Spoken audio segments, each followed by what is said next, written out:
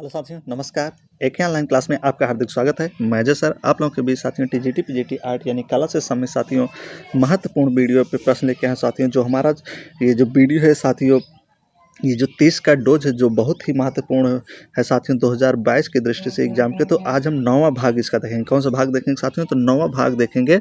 बहुत ही महत्वपूर्ण है साथियों 30 का डोज 9वां भाग। तो इसमें 30 महत्वपूर्ण क्वेश्चन आपको मिलते हैं जो एग्जाम की दृष्टि से वेरी वेरी मोस्ट होते हैं। तो इसके पहले की जो वीडियो आप लोग भाई बहन ना देखें साथियों, तो प्ले स्टोर पर जाके देखिए, वहाँ से तमाम वीडियो यहाँ पे डाला गया है इसका, तो वहाँ से आप देख सकते हैं। तो लगभग 300 से 400 वीडियो है टीजीटी पीजीटी आर्ट कला से संबंधित। तो वहाँ से वीडियो को देखिए और लाभ को उठाते रहिए और नए वीडियो को भी देखते रहिए साथियों।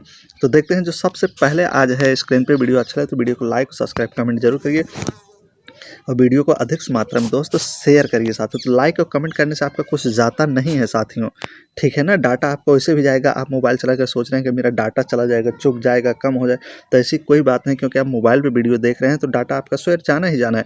तो लाइक करते हैं तो उससे हम लोगों का क्या होता है, मनोबल बढ़ता है कि हम जो वीडियो डाले इतने सारे लोग दोस्त मित्र हमारे देखे, ठीक है ना। तो देखते हैं आगे, देखते हैं साथियों। शेयर करने से क्या होता है कि जो आपके और दोस्त सगे संबंधी मित्र हैं जो टीजीटी पीजीटी की तैयारी क्लास से कर रहे हैं साथ, उनके पास वीडियो पहुंच जाता है, वो भी देख लेते हैं। चलिए आगे देखते हैं। तो आज का सेशन स्टार्ट करते हैं। तो पहला असित कुमार हलधर जाने जाते हैं। तो कह रहे हैं जो असित कुमार हलधर हैं ये जाने जाते हैं, तो किस रूप में असित कुमार हलधर जाने जाते हैं साथियों? तो देखिए, ये मूर्तिकार के रूप में, मिनिएचर चित्रकार के रूप में, काव्य कलाकार के रूप में या आधुनिक चित्रकार के रूप में जाने जाते हैं। तो असित कुमार हलधर जाने जाते हैं। तो किस विधा के लिए असित कुमार हलधर जाने जाते हैं? तो पहला क्वेश्चन है आज का साथियों, तो मोस्ट इंपॉर्टेंट क्वेश्चन 30 का डोज में देखिए हम लोग देखते हैं साथियों। तो शाम को वीडियो मिलता है आपको। तो राइट आंसर यहाँ पे क्या हो जाएगा साथियों? तो आधुनिक चित्रकार के रूप में जाना जाता है। असित कुमार हलधर को क्या किस रूप में जाना जाता है? तो या इस ऑप्शन के अनुसार तो आधुनिक चित्रकार के रूप में जाना जाता है। तो राइट आंसर आपका डी हो जाएगा साथियों न। तो असित कुमार हलधर साथियों 1925 में लखनऊ कला शिल्प महाविद्यालय के प्रिंसिपल भी रह चुके हैं न। कब? 1925 में। 1925 में ललित कला महाविद्यालय के प्रधान प्रिंसिपल भी रह चुके हैं साथियों। असित कुमार हलधर को जो जन्म हुआ था 10 सितंबर 1890 को हुआ था। इनका जो जन्म है साथियों 10 सितंबर 1890 को हुआ था न। कहाँ? कोलकाता में। कहाँ हुआ था? कोलकाता में न। इनके जो प्रसिद्ध कुछ चित्र हैं जैसे संगीत है, बसंत बहार है, चंद्रमा है, कमल है, प्रकाश और लय है, प्रबद्ध है। तो ये असित कुमार हलधर के प्रमुख साथियों चित्र हैं। तो असित कुमार हलधर लगभग 40 पुस्तकों की रचना भी की है। कितनी पुस्तकों की साथियों? तो 40 पुस्तक की रचना की, जिनमें जैसे भारतीय चित्रकला इनकी रचना पुस्तक है, ललित कला की धारा है, रूप दर्शिका है आदि। तो आगे देखते हैं सेकंड क्वेश्चन आज का देखते हैं। तो के.एस. कुलकर्णी की कला में पाए जाते हैं। तो कह रहे हैं कि जो के.एस. कुलकर्णी है इनकी कला में पाए जाते हैं। तो के.एस. कुलकर्णी की कला में क्या देखने को मिलता है? प्राकृतिक दृश्य, ग्राम्य जीवन के दृश्य, प्राकृतिक चित्रों के दृश्य या पौराणिक कहानियों के दृश्य। तो के.एस. कुलकर्णी के चित्र में क्या पाया जाता है साथियों? इनकी कला में क्या देखने को मिलता है? तो बहुत ही महत्वपूर्ण प्रश्न है साथियों। तो राइट आंसर यहाँ पे क्या हो जाएगा साथियों? तो के.एस. कुलकर्णी के चित्रों में क्या पाया जाता है? तो इनके चित्रों में मिलता है ग्राम्य जीवन के दृश्य। क्या मिलता है? तो ग्राम्य जीवन का दृश्य इनके चित्रों में पाया जाता है। के.एस. कुलकर्णी साथियों ग्राम्य जीवन से संबंधित दृश्य की कार्य करते थे। ये मानवता के भावुक कलाकार भी हैं। तो ज़्यादा से ज़्यादा मानवता और भावुकता को भी चित्र में अपने दर्शाने का प्रयास करते थे। इनका जो जन्म हुआ था के.एस. कुलकर्णी का 1916 में हुआ था। कब हुआ था साथियों? 1916 में। 1916 में कर्नाटक के बेलगाम में। कहाँ हुआ था? कर्नाटक के बेलग्राम में। कर्नाटक बेलग्राम, आप ये ध्यान दीजिए, लिख नोट डाउन कर लीजिए आप लोग। इनकी जो मृत्यु हुई थी 1994 में। इनकी जो मृत्यु हुई थी के.एस. कुलकर्णी को 1994 1994 में इनकी मृत्यु हुई थी साथियों। ये त्रिवेणी कला संगम दिल्ली की स्थापना भी किए थे। कब? 1948 में। 1948 में क्या किए थे? त्रिवेणी कला संगम दिल्ली में स्थापना किए थे 1948 में, 1948 में, ठीक न। इन्होंने sir J school of art से बॉम्बे शिक्षा भी प्राप्त किए थे न। बॉम्बे में शिक्षा जे स्कूल ऑफ आर्ट का है, तो बॉम्बे में, तो यहाँ से ये शिक्षा प्राप्त किए थे के.एस. कुलकर्णी। तो आगे देखते हैं अगला जो क्वेश्चन है आपका, ये हो जाएगा तीसरा क्वेश्चन। चलते हैं। निम्नलिखित में से दिल्ली में स्थित त्रिवेणी कला संगम की स्थापना किसने की? दिल्ली में त्रिवेणी कला संगम की स्थापना किसने? राम कुमार, एन.एस. बेंद्रे, के.एस. कुलकर्णी या सतीश गुजराल। तो त्रिवेणी कला संगम की स्थापना किसने किया था साथियों? किसने किया था त्रिवेणी कला संगम की स्थापना? तो हमने अभी ये बोला था ना, तो 1948 में किसने किया था साथियों? तो के.एस. कुलकर्णी ने किया था। कब किया था? 1948 में ना, 1948 में ना, त्रिवेणी कला संगम की स्थापना 1948। अगला है आपका, प्रोफेसर के.एस. कुलकर्णी किस कला संस्थान से जुड़े रहे? प्रोफेसर कुलकर्णी जो थे साथियों, किस कला संस्थान से इनका लगाव था, जुड़ा रहे? दिल्ली कॉलेज ऑफ आर्ट से, जे स्कूल ऑफ आर्ट्स मुंबई से, गढ़ी स्टूडियो नई दिल्ली से, या संगीत एवं ललित कला महाविद्यालय BHU वाराणसी से? तो इनका संबंध किससे रहा साथियों? तो 4 नंबर पर देखिए, तो 4 नंबर का जो राइट आंसर होगा, संगीत ललित कला महाविद्यालय BHU यानी वाराणसी से इनका संबंध रहा है। प्रोफेसर कुलकर्णी कहाँ से किस कला संस्थान से जुड़े रहे? तो BHU से जुड़े रहे। अगला है, एन.एस. बेंद्रे का शिष्य कौन नहीं था? नहीं पूछ रहा है, ध्यान से प्रश्न को पढ़ना साथी। एन.एस. बेंद्रे का कौन शिष्य नहीं है कह रहा है? के.एस. कुलकर्णी है, शांत दबे हैं, जी.आर. संतोष है, गुलाम शेख है। तो कौन नहीं है? तो 5 नंबर का एक क्वेश्चन है, तो कौन इसमें से एन.एस. बेंद्रे के शिष्य नहीं है? नहीं, एन.एस. बेंद्रे का शिष्य इसमें से कौन नहीं था साथियों? तो राइट आंसर यहाँ पे क्या हो जाएगा साथियों? तो यहाँ हो जाएगा के.एस. कुलकर्णी। के.एस. कुलकर्णी जो थे एन.एस. बेंद्रे के ये शिष्य नहीं थे, ये बल्कि क्या थे? एन.एस. बेंद्रे के समकालीन कलाकार थे। के.एस. कुलकर्णी जो थे साथियों एन.एस. बेंद्रे के समकालीन कलाकार थे ना। बेंद्रे साहब का जो जन्म हुआ था साथियों 1910 में इंदौर में हुआ था। बेंद्रे साहब का जो जन्म हुआ था 1910 में कहाँ हुआ था? इंदौर में। कहाँ हुआ था? इंदौर में हुआ था बेंद्रे साहब का जन्म, ठीक है ना। बेंद्रे साहब का जो जन्म हुआ था 10 इंदौर में हुआ था, और जो के.एस. कुलकर्णी का जन्म 1918 में कहाँ हुआ था? पुणे में हुआ था ना। तो आगे चलते हैं। अगला है जो क्वेश्चन आपका, निम्नलिखित भारतीय कलाकारों में बिंदुवादी कलाकार कौन है? इसमें से पूछ रहा है कि कौन सा एक बिंदुवादी कलाकार है? के हैबर हैं, डॉक्टर राम कुमार हैं, तैयब मेहता हैं, या एन.एस. बेंद्रे। तो 6 नंबर पर देखिए साथियों, तो कौन सा इसमें कलाकार है जो बिंदुवादी कलाकार है, बिंदु चित्रण करता था? तो बहुत ही महत्वपूर्ण है साथियों। तो बिंदुवादी चित्रण इसमें करने वाले कलाकार कौन है? तो कौन हो जाएंगे आपके यहाँ पे राइट आंसर? तो आपके एन.एस. बेंद्रे साहब हैं जो बिंदुवादी कलाकार हैं। तो बेंद्रे को आप कैसे जाएंगे? बेंदे बिंद्री, बेंदे बिंदु, बेंद्रे बिंदी से ऐसे समझेंगे तो आपका क्वेश्चन कभी गलत नहीं होगा। तो बिंदु बेंद्रे, बिंदु बेंद्रे, तो बिंदु को आदि कलाकार बेंद्रे, ठीक। बिंदुवादी का अंग्रेजी रूपांतर अगर देखा जाए साथियों तो क्या होता है? एन.एस. बेंद्रे एक बिंदुवादी कलाकार थे ना, पॉइंटिसिम कहा जाता है, पॉइंटलिसिम कहा जाता है। बिंदुवादी जो है इसका अंग्रेजी रूपांतरण होता है बिंदुवादी का, पॉइंटलिसिम होता है। बिंदुवादी कलाकार थे जिनका अंतिम 5 वर्षों में अपनी कला में बिंदुवादी का संकेत दिखाई देता था। 5 वर्ष में इनके बिंदुवादी कला में संकेत दिखाई देता था, बिंदुवादी का कला में। अगला, एन.एस. बेंद्रे किस विश्वविद्यालय में प्रधान अध्यापक थे? एन.एस. बेंद्रे जो हैं किस विश्वविद्यालय में प्रधान अध्यापक थे? मुंबई में, बड़ौदा में, कलकत्ता में, या दिल्ली में ना। तो किस विद्यालय में साथियों प्रधान अध्यापक थे? तो राइट आंसर देखिए 7 नंबर का, तो यहाँ पे राइट आंसर क्या आ जाएगा? बड़ौदा में। एन.एस. बेंद्रे का जो संबंध था बड़ौदा विश्वविद्यालय से संबंधित है। ये बड़ौदा विश्वविद्यालय में क्या थे? प्रधान अध्यापक थे साथियों ना। तो आगे क्वेश्चन देखते हैं। जो अगला क्वेश्चन है आपका, भारतीय कला के दक्ष, क्या करा है? भारतीय कला के दक्ष, भारतीय कला के समकालीन पूछा है। भारतीय कला के समकालीन कला के दक्ष कलाकार बेंद्रे की नारी आकृतियाँ किस शैली के चित्रों की याद दिलाती थी? इनकी जो नारी आकृतियाँ की चित्र हैं किस चीज़ की याद दिलाती हैं? किस शैली की याद दिलाती हैं नारी आकृतियाँ इनकी बेंद्रे साहब की? बसोली शैली की, किशनगढ़ शैली की, जयपुर शैली की, या उपयुक्त में से कोई नहीं ना। तो भारतीय समकालीन कला के दक्ष कलाकार जो एन.एस. बेंद्रे थे, इनकी जो नारी आकृतियाँ हैं वो किस शैली के चित्रों की याद दिलाती है? तो यहाँ पे देखिए, तो 8 नंबर का जो राइट आंसर होगा क्या हो जाएगा साथियों? यहाँ पे जो राइट आंसर होगा उपयुक्त में से क्या होगा? कोई नहीं। तो यहाँ पे जो राइट आंसर होगा उपयुक्त में से किसी का भी नहीं याद दिलाती हैं ना। तो इसमें से बड़ौदा शैली है नहीं, तो क्योंकि इनकी जो शैली थी बड़ौदा शैली किसकी याद दिलाती थी साथियों?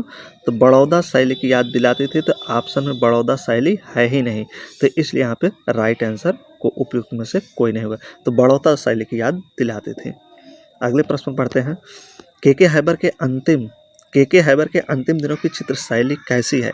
कारक जो के हैबर है 9 नंबर पर देखते हैं, के हैबर के अंतिम दिनों की चित्र शैली कैसी है? तो अलंकारिक है, रेखात्मक है, वास्तविक धार्मिक है या शास्त्रीय? तो के हैबर के अंतिम दिनों की चित्र शैली कैसी है? तो बहुत ही महत्वपूर्ण है साथियों। तो यहाँ पे देखिए क्या आ जाएगा के हैबर से संबंधित यहाँ पे, तो इसमें जो राइट आंसर होगा आपका क्या हो जाएगा? बी, रेखात्मक थी। क्या थी? रेखात्मक शैली थी के हैबर की। न पूरा नाम इनका कांतगिरी कृष्ण हैबर है। के हैबर का जो पूरा नाम कांतगिरी कृष्ण हैबर है।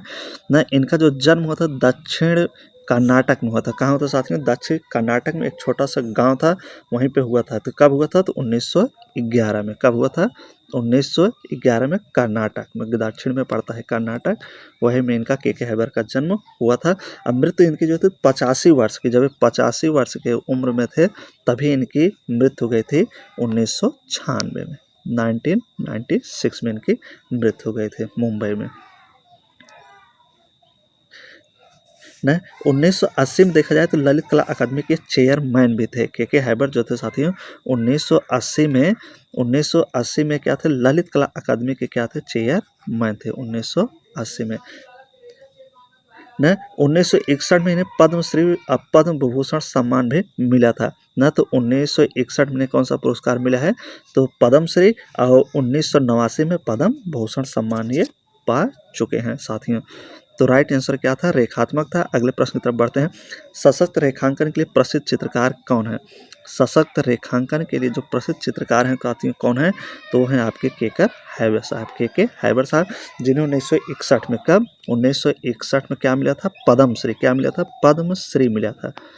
पद्मश्री। 1989 में क्या मिला था? पद्म भूषण मिला था। ठीक है ना। तो अगले प्रश्न की तरफ बढ़ते हैं। अगला प्रश्न जो 11 नंबर पर रहेगा, देखिए बांग्लादेश का जन्म शीर्षक चित्र क्या करा है? बांग्लादेश का जन्म शीर्षक चित्र डैश डैश द्वारा बनाई गई है। के हैबर द्वारा, राम कुमार द्वारा, के याचारा द्वारा या एनियस बेंद्रे द्वारा? तो बांग्लादेश नामक चित्र शीर्षक किसके द्वारा बनाई गई है? तो बहुत ही जबरदस्त क्वेश्चन है साथियों। तो इसमें देखिए बांग्लादेश जन्म चित्र शीर्षक किसके द्वारा बनाई गई है? तो राइट आंसर यहाँ पे क्या हो जाएगा? के हैबर द्वारा। किसके द्वारा बनाई गई? के हैबर द्वारा बनाई गई है न। तो बांग्लादेश का जो जन्म चित्र शीर्षक है के हैबर द्वारा बनवाया गया था। इनके साथ और चित्र हैं, जैसे प्रवाह इनके चित्र है, पर्वतधारा है, श्रद्धा है, खोज है, संगीत है, होली है, दीपावली है, मुर्गे की लड़ाई है न, पनघट है, मयूर है, विवाह उत्सव। ये प्रमुख जो चित्र हैं किसके हैं? किसके हैं? के हैबर साहब के हैं। अब बांग्लादेश का चित्र नामक शीर्षक के हैबर द्वारा ही बनाया गया है। तो न तो इनके मुख्य चित्र हैं मुर्गे की लड़ाई, माँ बेटी, श्रमिक, पनघट न, प्रवाह, खोज, संगीत, होली, विवाह उत्सव, पर्वतधारा। आगे देखते हैं। अमृता शेरगिल पर भारत आगमन पर प्रभाव किसका पड़ा?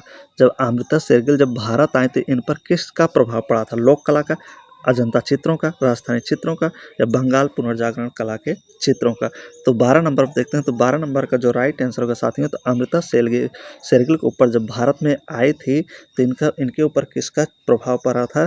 तो अजंता चित्रों को देखकर ये प्रभावित हुई थी। तो अजंता चित्रों का इनके ऊपर साथियों प्रभाव पड़ा था अमृता शेरगिल का न। तो 1934 में भारत आई थी। कब आई थी साथियों? तो 1934 में, सबसे पहले ये 1934 में भारत आई थी, अमृता शेरगिल आई थी। तो उन्हें भारतीय लड़कियां नामक एक चित्र भी बनाए थे। Delhi all India fine arts में ये रखा गया है।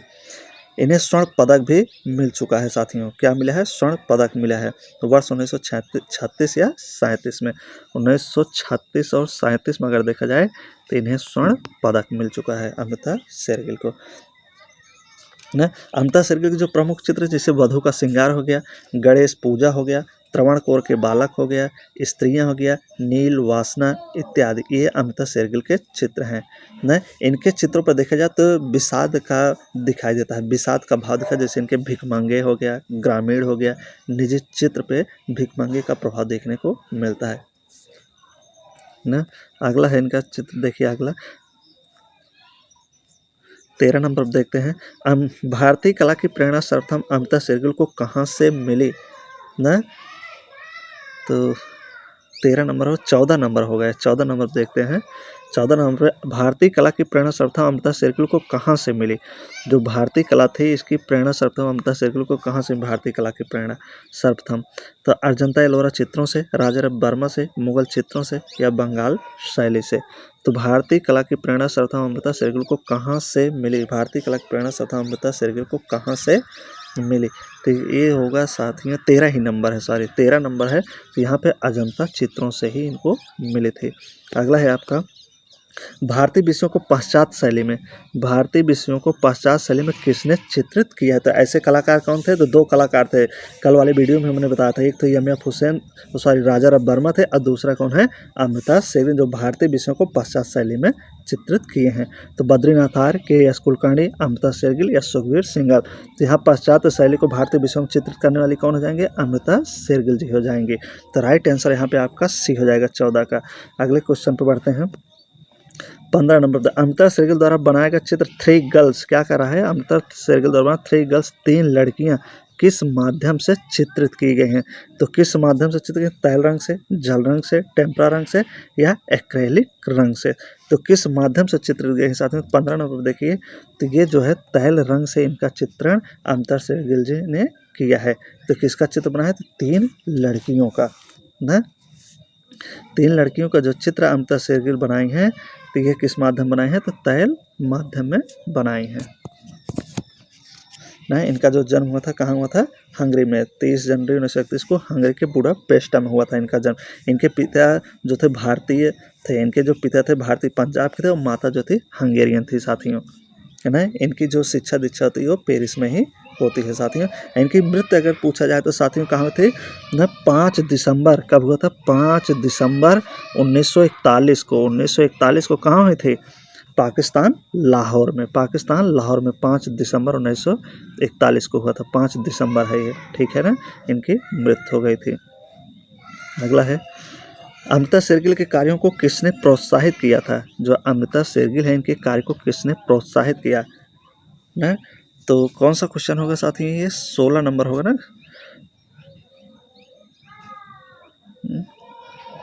कौन सा होगा? 15 हो गया, 16।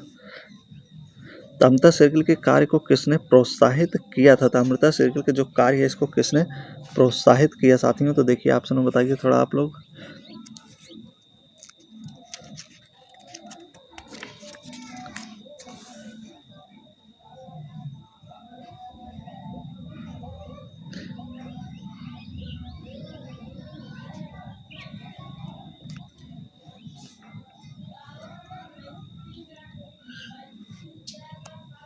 अमृता शेरगिल के कार्यों को किसने प्रोत्साहित किया था? तो इनके कार्यों को किसने प्रोत्साहित? तो शायद यामिनी राय हो जाएंगे यहाँ पे। राइट आंसर यहाँ 17वां क्वेश्चन होगा। तो कौन हो जाएंगे साथियों? तो यामिनी राय जो थे इनके चित्रों को प्रोत्साहित किए थे। अगला है आपका क्षितिज मजूमदार की चित्रण शैली को निम्न में से कौन सी संज्ञा दी जाती है? जो क्षितिज मजूमदार हैं इनके चित्रण शैली को कौन सी संज्ञा दी जाती है? तो क्षितिज मजूमदार को पूछ रहा है कि ना शैली को कौन सी संज्ञा दी जाती है? टेम्परा चित्रण, जल रंगवास, तैल चित्रण या ग्राफिक्स? तो कौन सी शिक्षा दी जाती है साथियों?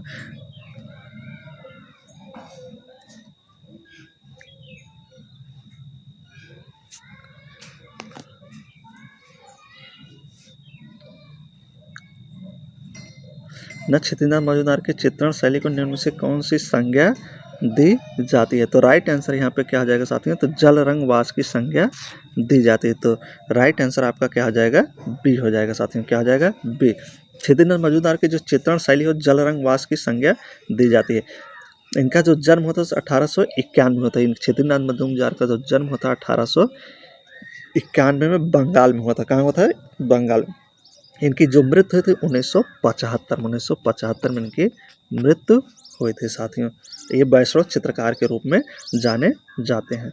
अगला है आपका क्षितिज मजूमदार नामक प्रसिद्ध चित्रकार के कला गुरु कौन थे? कारक क्षितिज मजूमदार नामक जो प्रसिद्ध चित्र है इसके कला गुरु कौन थे? क्षितिज मजूमदार के साथियों कला गुरु को पूछ रहा है कि इसके कला गुरु कौन थे? तो 18 नंबर देखिए, तो इनके जो कला गुरु हैं तो कौन हो जाएंगे साथियों यहाँ पे? रविन्द्रनाथ ठाकुर, E.B. हैबल, अवनींद्रनाथ ठाकुर या जगदीश बोस। तो कौन हो जाएंगे साथियों? क्षेत्रीनाथ मजूमदार के जो कला गुरु होंगे यहाँ पे कौन हो जाएंगे? तो अवनींद्रनाथ ठाकुर जी हो जाएंगे। ठीक है ना। अगला है इलाहाबाद विश्वविद्यालय में चित्रकला विभाग की स्थापना किस चित्रकार ने की? यलियन सेन, A.K. हलधर, क्षेत्रीनाथ मजूमदार या यामिनी राय ने। तो किसने किया था साथियों? तो 19 नंबर अब देखिए, तो इलाहाबाद विश्वविद्यालय में जो चित्रकला विभाग के स्थापना किए थे तो क्षेत्रीनाथ मजूमदार ने किए थे। तो कोई क्वेश्चन साथियों जल्दबाजी में गलत भी हो जाता होगा, तो इसलिए मैं आपसे माफ़ी मांगूंगा। तो जल्दी में और डिटेल करने में कन्फ्यूजिंग हो सकती है हमें, तो इसके लिए आपसे माफ़ी है। तो उसे थोड़ा आप लोग भी ध्यान दे लेना, आप लोग भी पढ़े लिखे हैं, भावी अध्यापक बनने जा रहे हैं।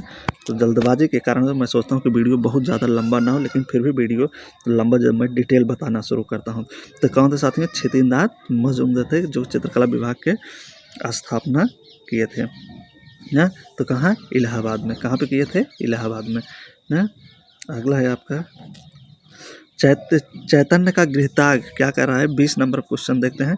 चैतन्य का गृहत्याग परित्याग चित्र किसने चित्रित किया है? चैतन्य का गृहत्याग परित्याग चित्र किसने? क्षेत्रीनाथ मजूमदार, शैलेंद्र नाडे, D.P. रायचौधरी या असित कुमार हलदर।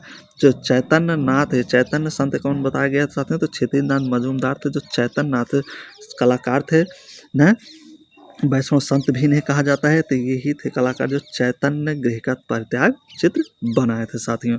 तो अगले प्रश्न में बढ़ते हैं। अगला जो आपका क्वेश्चन है, बंगाल शैली के एक चित्रकार जो सच्चे वैष्णव जन की भांति अपने चित्रों में राधा कृष्ण चित्र का चित्रांकन करते थे। तो नंदलाल बोस थे, D.P. रायचौधरी थे, यामिनी राय थे या क्षेत्रीनाथ मजूमदार थे। तो कौन हो जाएंगे साथियों ऐसे काम करने वाले?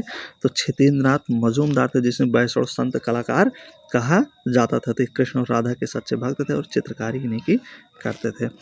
M.F. हुसैन मध्य प्रदेश के किस शहर के हैं ना? तो M.F. हुसैन को आप देखते हैं साथ में। तो M.F. हुसैन के विषय में कहा है कि M.F. हुसैन मध्य प्रदेश के किस शहर के हैं?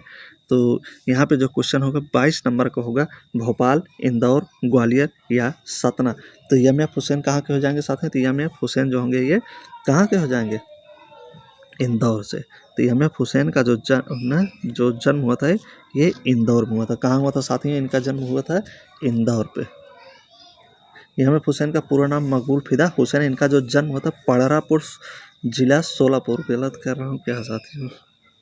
M.F. हुसैन का मध्य प्रदेश में किस शहर में हुआ था ना? तो राइट आंसर बी हो रहा है ना यहाँ पे। तो बी इंदौर हो रहा है, सही तो है ना। हुसैन हुआ, इनका जो जन्म था पड़रापुर जिला सोलापुर महाराष्ट्र में हुआ था 17 सितंबर 1952 को। कब हुआ था? 1915 को। कब हुआ था? 1915 को।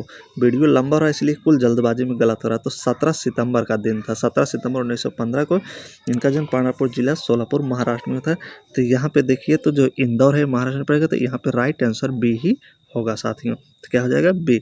अगले क्वेश्चन 23 नंबर बढ़ते हैं ना। थोड़ा और M.F. हुसैन के विषय में जान लेते हैं। तो भारत सरकार ने M.F. हुसैन को पद्मश्री, पद्म भूषण और पद्म विभूषण सम्मान से भी सम्मानित किया है साथियों। तो आगे देखते हैं, देवला लीकर से हुसैन ने कहाँ पेंटिंग की शिक्षा ग्रहण की? मुंबई में, जयपुर में, इंदौर में या पुणे में? तो देवला लीकर से हुसैन ने कहाँ पेंटिंग की शिक्षा प्राप्त की? तो राइट आंसर क्या हो जाएगा 23 का साथ यहाँ पे? तो इंदौर में। इंदौर में देवला लीकर से, यानी कि M.F. हुसैन के गुरु कौन थे? देवला लीकर। देवला लीकर से M.S. हुसैन ने ही इंदौर में कला शिक्षा प्राप्त की। अगला प्रसिद्ध चित्र नीली रात के चित्रकार कौन है? 24 नंबर देखते हैं। प्रसिद्ध चित्र है नीली रात, इसके चित्रकार कौन है? राम कुमार है, पिकासो है, राजा है या M.F. हुसैन है? तो कौन हो जाएंगे साथियों? प्रसिद्ध चित्र क्या है? नीली रात ना। तो कौन हो जाएंगे इसके प्रसिद्ध चित्र के चित्रकार साथियों? तो हो जाएंगे आपके M.F. हुसैन साहब। तो 24 नंबर में जो राइट आंसर होगा डी होगा, M.F. हुसैन थे नीली रात के चित्रकार। इनकी कला यथार्थवादी चित्रांकन भी साथियों जाने जाते हैं, यथार्थवादी चित्रकार के रूप में ये जाने जाते हैं M.F. हुसैन। 19वीं शताब्दी की ब्रिटिश अकादमिक परंपरा से भी ये संभावित माने जाते हैं। इनकी प्रमुख चित्रों में जैसे मीनाक्षी हो गया, गजगामिनी हो गया, through the eyes of A painter हो गया ना, ये आदि फिल्में हैं साथियों जो प्रसिद्ध मानी जाती हैं प्रसिद्धि के लिए। और इनमें देखा जाए तो जैसे इनके और प्रमुख में चित्रों में जैसे सरस्वती हो गया, मदर टेरेसा हो गया, घोड़े हो गए, माधुरी हो गया, जमीन लैंप हो गया ना। ऊपर जैसे Meenakshi, Gajgamini, through the eyes ये क्या थी, फिल्म थी, लेकिन नीचे से इनके जो चित्र थे जैसे सरस्वती, मदर टेरेसा, घोड़े, माधुरी ना, जमीन लैंप, मकड़ी इनके प्रमुख चित्र थे। तो आगे बढ़ते हैं 25 नंबर पर। 25वां क्वेश्चन देखते हैं, between the spider and lamp मकड़ी किसने बनाया है? तो मकड़ी और लैंप के चित्रकार कौन थे? मकबूल फिदा हुसैन थे, सलेज मुखर्जी थे, नंदलाल। तो कौन हो जाएंगे? मकबूल फिदा हुसैन हो जाएंगे। अगला है आपका, through the eyes of A painter film किसने बनाई? Through the eyes of A painter film को किसने बनाया? तो 26 नंबर देखते हैं तो कौन हो जाएंगे यहाँ पास ही? तो यमियत हुसैन हो जाएंगे। अगला है, गजगामिनी फिल्म किस कलाकार ने बनाई थी? ये जो गजगामिनी फिल्म है किस कलाकार द्वारा बनाई गई थी? ताहिर मेहता द्वारा, राजा रब्बर्मा द्वारा, यमियत हुसैन द्वारा या अमृता शेरगिल? तो 27 नंबर पर देखिए, तो 27 नंबर का राइट आंसर क्या हो जाएगा? तो यमियत हुसैन हो जाएगा। गजगामिनी फिल्म जो थी यमियत हुसैन द्वारा बनाई गई थी साथियों। तो बहुत ही महत्वपूर्ण फिल्म थी ये गजगामिनी इनकी, यमियत हुसैन की ना। आगे देखते हैं, अगला है, चित्रकार यमियत हुसैन की किन आकृतियों को उनकी पहचान से जोड़ा जाता है? न कह रहा है कि यमियत हुसैन की कौन सी चित्र जो उनकी पहचान से जोड़ा जाता है? गाय को, घोड़े को, घड़ियाल को या बकरियों को? तो 28 नंबर पे देखिए, तो घोड़ा चित्र के लिए, घोड़ा चित्र के लिए यमियत हुसैन को उनकी पहचान के लिए जाना जाता है। वह कौन सा मुस्लिम चित्रकार जिसने हिंदू देवी देवताओं की आधुनिक चित्रण कार्य किया है? ना, मुस्लिम चित्रकार था लेकिन सबसे ज़्यादा हिंदू देवी देवताओं का चित्र बनाया है।